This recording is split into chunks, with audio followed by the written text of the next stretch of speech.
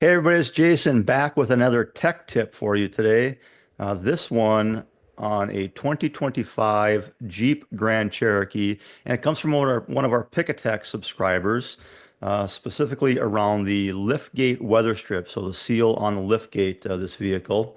The question, rear liftgate seal is one-time use because of the mastic inside. I have the new weather strip, but no one knows where to get the grease. Thoughts? So we did a little bit of research, looked into Stellantis service information, the collision repair information, and we're unable to identify any type of product. So we reached out to Stellantis to get some information on this, and these are the responses that we got. The first one at the bottom, I contacted the engineer for the liftgate. He said that the mastic should have been supplied together with the weather strip. He followed up a short while later. Just for clarification, the mastic that is shown is how it is serviced from the supplier. No additional material is needed. So that mastic is already part of the weather strip, part of that seal, and you don't need to add any additional materials. You don't need to source any materials. It's already part of it.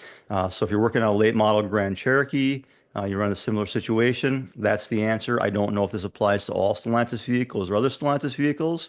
I certainly have to do a little bit more research on that. But for this vehicle, no additional materials are necessary when replacing that weather strip. Hope that helps. Thanks a lot. Have a great day. We'll see you next time.